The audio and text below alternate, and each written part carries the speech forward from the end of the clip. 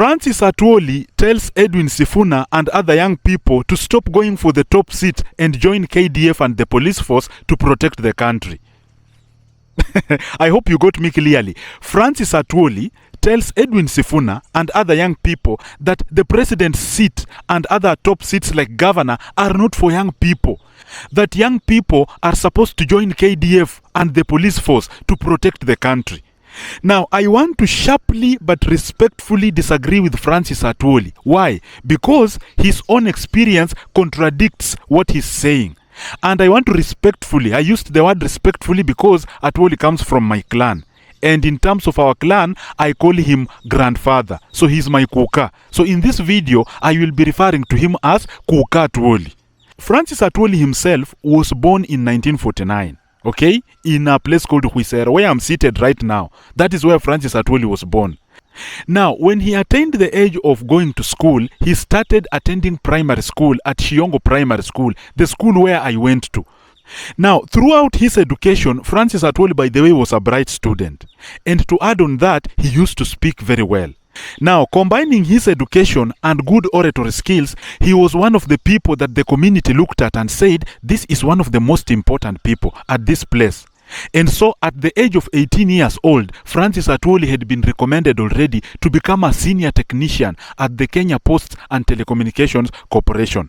So at the age of 18, Francis Atwoli got a job. In 1967, Francis Atwoli was employed, okay? And he was employed as a senior technician at the age of 18 after high school. Why? Because he passed exams very well, and two, he used to speak very good English. Now, at his workplace, what was Francis Atwoli doing? He used to see how employees were working, and then he noticed that employees were suffering. Some of them were not being remunerated well. Some of them there were no good terms and conditions in terms of working, and the conditions of working were poor. And so he started advocating for the wellness of workers at the Kenya Posts and Telecommunications Corporation. And he started that at a very early age. At the age of 19, he was already fighting for the welfare of workers. And at the age of 20, people started seeing potential in him as a leader. At the age of 20. And that is why at the age of 21, Francis Atwoli was elected as the branch secretary of the union of the employees at the Kenya Posts and Telecommunications Corporation. So you can see at the age of 21, Francis Atwoli starts becoming a leader. And at that time, Francis Atwoli was already speaking. He used to speak on the behalf of workers who were suffering during that time. And so his labor movement participation started started shining at the age of 21. So he started rising and then became a very influential leader within the Kenya Posts and Telecommunications Corporation. And even nationally, political leaders started seeing him as a very influential person. Now, Atwoli grew beyond his corporation now. He became a national figure before the age of 30. Do you know that? Before the age of 35, Atwoli had already grown big. And now he thought that he would become a member of parliament. So what did he do? He came back home. Now where I am right now, where I'm seated, he started seeking to become a member of parliament. And people actually used to listen to him. He started contesting for that seat against his own mentor, Martin Shikuku. Atwoli used to look up to Martin Shikuku. But now he became big, even bigger than Martin Shikuku during that time. So he came now to become a member of parliament. That time it was Butere constituency, but he did not succeed during that time. I think he was not powerful enough to beat Martin Shikuku during that. And at the age of 52, Francis Atwoli had become big. In my area where I am right now, if Francis Atwoli comes here and says he wants to talk to people, all the villagers will come to listen to him because he's very big at my area. And in fact, he was the only one who had a chopper. And I think he's still the only one who can come to this village with a helicopter and then land here and then call people, and then all villagers will come just to listen. To listen. Not because Atwoli, just to listen to Atwoli speak. By the way, some of you don't know how Atwoli speaks Luya. Atwoli, when he speaks the Luya language, his Luya language is very attractive, not the Swahili. When he speaks Swahili and English, it's not very catchy. But when Atwoli speaks Luya, it's very catchy. So those good oratory skills are some of the things that made him get elected as the Secretary General of KOTU. And he has now grown bigger and bigger and even bigger up to this moment. And now nobody can even beat him in that sector. Okay? Now, if you look at the life of Francis Atwoli, he started leadership at the age of, I can say 18. Because if you can be employed as a senior technician at the age of 18, immediately after high school, at the age of 21, you are now a branch secretary. You are representing employees at the age of 21. Then you grow big, big, big. At the age of 30, you are now bigger than your corporation. You start becoming a member of parliament. You contest unsuccessfully, and then you become big. You are employed as the Secretary General of KOTU now, at the age of around 50 there. So Atwoli's whole life has been about leadership. When he says that Edwin Sifuna and other young people should not participate in leadership, that they should join KDF and the police force, Kuka Atwoli is getting misguided. And Francis Atwoli is making a mistake of looking at William Ruto as an old man who should lead the country. He's not looking also at the journey of William Ruto. William Ruto started participating in active leadership when he was still in school. Some of you usually see that post of William Ruto when he wanted to become a student leader. Now, immediately after school, William Ruto started participating in national politics, by the way, in his early 20s. By the age of 26, William Ruto had already joined the YK92. And William Ruto had already understood the inner workings of the national government. At the age of 26, he started associating with the president and then doing grassroots campaigns at the age of 26. So at the age of 27, 28, William Ruto was already campaigning to become a member of parliament. 27, 28 years old. By the age of 30, he was elected as the member of parliament. And so he started his long-term career in elective politics. And you know, William Ruto started rising through political leadership at the age of 30. In his 30s, he was already a cabinet minister. You see, in his late 30s, in his 40s, when he entered his 40s, he became deputy president. Now, in his 50s now, he became president now. So, when you look at the leadership experience of William Ruto, it is not the way Kuka Francis Atwoli is suggesting. Because William Ruto started as a student leader, then he became active in national politics at the age of early 20s. In his late 20s, he started campaigning to become a member of parliament. At the age of 30, he's elected as the member of parliament. In his 30s, he becomes a cabinet secretary, a minister. In his 40s, he becomes a deputy president. And then in his 50s, he becomes president. So for people like Edwin Sifuna to become president, they started there. He's now a senator. After senator, where do you go? He should become governor. But there are people who want to become governor. The country has now put a spotlight on him. Go become president. Why should he not become president? You know, Francis Atwoli is not looking at this thing very well. Even Kalonzo Musyoka, Francis Atwoli is not looking at Kalonzo Musyoka. Kalonzo Musyoka, in his late 20s, he started campaigning to become a member of parliament. You know, when you start campaigning, you start early, okay? So people like Kalonzo Musyoka started campaigning in his by 28, 29, he was already moving in Mwingi, campaigning. By the age of 31, he was elected as the member of parliament. And then in his 30s, he became the youngest vice president Kenya had ever had during that time. And so I ask a question. Did his early age prevent him from becoming member of parliament and becoming vice president and then rising through cabinet positions? No. And he became vice president several times. I think it was twice. I don't know. I'll check that. But the focus of this video is just to show you that these people started at an early age and then they rose through national leadership.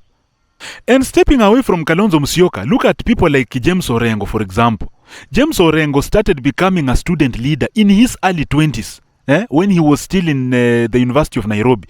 He started being a student leader there, and then he started participating in national politics when he was still a student leader. And then when he got out of school, he started fighting for multi-party democracy. Even his own people at home looked at the way he was fighting, and then they told him to start contesting to become member of parliament. By the age of 25, James Orengo was already being seen as a member of parliament already. It's just that he was not elected. 26, 27, 28. By the time he was 29, the guy was already elected as the member of parliament. And now this one was even the youngest, even more than Kalonzo Musyoka. Let's not talk even about Kalonzo Musyoka. James Orengo was elected at the age of 29. And he has never gone back since then. He rose to become member of parliament, then he became now senator, then he is now governor, and he has become minister throughout this time when he was in his 30s and 40s. So, Atwoli, do you want to say that he was ineffective as a member of parliament, as a minister, when he was in his 20s and early 30s? No! These people started at a young age. And right now, we can boast of multipartyism because James Orengo was there. James Orengo was the one who was fighting actively to ensure that we have different political parties. That is why now we have ODM, you have UDA, we can now have DCP, because of people like James Orengo. And he did not fight when he was in his 40s, 50s. He started fighting in his 20s. So you can imagine 20-year-olds are the reasons why we have multipartyism. Okay? And now you are telling us that it is old people. That time old people had put there only one party. That was, you see, even people like Martha Karua. Some of you don't know people like Martha Karua. Martha Karua started participating in national politics in her 20s when she was a lawyer. In her 20s, in her early 20s, 24, by the time she was 25, she was very active in national politics. It is just that she was not elected. By the time she was 34, people in her area had seen her as a potential member of parliament, and they told her to contest to become a member of parliament. And by the age of 34, she was elected. Did she join the police force? No. Did she join KDF? No. She has been a leader all through, and she has become cabinet minister in her 30s and 40s. And so, Atwoli, do you want to tell us that Martha Karua should have waited to be 50 years old so that she can become a justice minister? No, at the age of 34, she was very effective, and she was a very effective justice minister. It is just that she messed up when Kibaki was being sworn in, and I have a problem with her only during that time. And you will say that I'm talking about these traditional people. Even people like, look at people like Paul Ongili, Babu Owino. Babu Owino in his early 20s, he was already a student leader. In fact, he started his leadership when he was still a very young boy in school, in high school. And then in university, he becomes a student leader. He leads, participates in national campaigns and mobilization and speaking. By the time the guy was 28, I think Babu Owino was elected as member of parliament when he was only 28 years old. He won the Embakasi East, and he was re-elected again when he was now, I think, is it 32? And right now in his 30s, he's thinking of becoming governor of Nairobi. Did this prevent Babu Owino from becoming an effective member of parliament? No. In fact, when we look at people who have worked very hard, it is Babu Owino. Babu Owino has worked very hard in his 20s as a member of parliament. And then he has worked better than even older generations that Atwoli is talking about. Some of these older generation MPs have been accused of corruption and those scandals are there. There are ESCC cases going on. But what about Paul Ongili, Babu Owino? At the age of 29, he was already developing Embakasi East, and it is one of the constituencies that have done well under the leadership of Babu Owino at the age of 29. At the age of 29, that is when he was doing all those developments. So, Atwoli, do you want to tell us that Babu Owino should wait until he's 50 so that he can become governor of Nairobi? No! Even people like Ndindi Nyoro, he was active in student politics when he was at 24. The guy was 25, 26. The guy was very active in student leadership. And when he was around 28, 29, the guy started actively participating in debates about national politics. And he started observing governance and how to become a leader. By the time the guy was in his early 30s, he was elected as member of parliament. And you know, Kiharu constituency is one of the constituencies that have performed exemplary in terms of constituency development fund management. And Kiharu constituency member of parliament right now, he has done well. People are just against him because he's not taking a stand on where he is. Is he with Gachagua? Is he with Ruto? When it comes to parliament voting, he's out. He is neither hot nor cold. He's just there. That is where the problem is. But when we look at his leadership, has he performed well? Yes. Has he delivered? He has delivered. At the age of 34, 35, 36, he has done well. And he has been chairman of the Public Accounts Committee. I hear that. And he has managed funds in this country. Do you want to tell me that he should have waited until he's 64, 65, 66 so that we can see that he's a leader? No, Atwoli, you're making a mistake. Even your own political son, Johnson Sakaja, in his 20s, the guy was active in national politics already. He was already working with Kibaki when he was in his 20s. And at the age of, in his 20s, he was nominated as a member of parliament. In his early 30s, he becomes senator. And then after that, in his 30s again, he becomes governor of Nairobi. You know, what we want our own Kuka, Francis Atwoli, to do is to endorse Sifuna. We understand what you are trying to do. Kuka Atwoli works with the government, as I told you that time, as a national leader, as a COTU Secretary-General, as a person who is influential inside and outside the country. You cannot work with opposition. And he's in a very tight corner. You know, Francis Atwoli is in a very tight corner because his position does not allow him to work with the opposition, because he cannot negotiate well with the government when he's out. He has to negotiate with the government when he's inside. He has to relate well with the president to ensure that the needs of the workers are met. And so he has to analyze very well and see who has the higher chance of becoming president. And William Ruto stands a higher chance because, listen to me, I know some people want to be against me, because first of all, he's president. He is a president already, and he can use any means he wants. Like, for example, he holds the IEBC right now.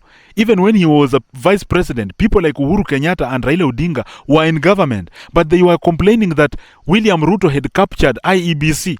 And so, if William Ruto was outside the government and he had captured IEBC, what will make him not to capture IEBC when he is now president? And you hear him say that hii karata ya siasa tunaijua kuicheza. Yeah, so you know, he's a crafty politician and he has never lost an election as a member of parliament. Ever since he started contesting, he has always become member of parliament, and then he became a vice president and now president. Since he started, he's never lost an election. And so when he says that sisi ni mafundi wa hii kitu, he knows what he's talking about. And so Kuka Atwoli has to analyze very well and see who is likely to win this. And in his admission, he said that he thought that William Ruto would lose the election last time, but William Ruto won. And so when he looks at him as a very strategic person, and then he thinks that William Ruto will win. That is why he has to discredit people like Sifuna. But what we would like as people of Western Kenya, you know, we have our son. In as much as we may love William Ruto, Sifuna is our son, and he has now gotten national attention. We want him to get the blessings of people like Oparanya, people like Atwoli now. Because Atwoli, as I told you, when he comes here and starts talking, all villagers will come to listen to him. And you can be sure that the word that Francis Atwoli speaks has some influence where I come from, okay? And so we want people like Atwoli, people like Oparanya to endorse Sifuna. Just give him blessings and make sure that he can now, even if he loses, he has your blessings to go, okay? Don't say that he should join the police force. Even me, I cannot join the police force. Do I look like a police officer, really? And this does not mean that I'm despising police officers. I cannot become a police officer. Even if you offered me that job for free, I cannot become a police officer. How can I become a police officer? Come on. I cannot even join KDF. Do I look like I can join KDF? No, it's not even about qualifications to join KDF. It's just, I have never dreamt of becoming a KDF. You know, there are people who dream of becoming police officers. When recruitment is about to begin, they prepare themselves with bribes. 300, 400,000. Then they bribe these people, then become police officers. Some people prepare themselves with 500,000, 600,000 to bribe these big people so that they can join the security forces. That's why we have weak policemen, weak KDF, because these people are just bribing their way through. But me, a person like me, I have never dreamt of becoming even if I have that money, I cannot bribe anybody to become a KDF, police. Even my children, maybe they will want to become those things. No, I can't become that. And it does not mean that I despise those positions. It's because when you say that young people should become that, no, I can't become that. It's like saying that young people should not become doctors. Young people should become janitors and these small other jobs. They should not become consultants. Yet at the age of 18, Kuka Francis Atwoli, you are employed as a senior technician in Kenya Posts and Telecommunications Corporation. But right now, you don't want people to become senior. Okay? That's not the way it is, Kuka Atwoli. Kuka Atwoli, we want you to bless Edwin Sifuna, and we want you to bless other young people who are in this area so that we can actively participate in national politics. Thank you for listening to me. This is Gidia Kali, and we shall meet again in another video. Peace.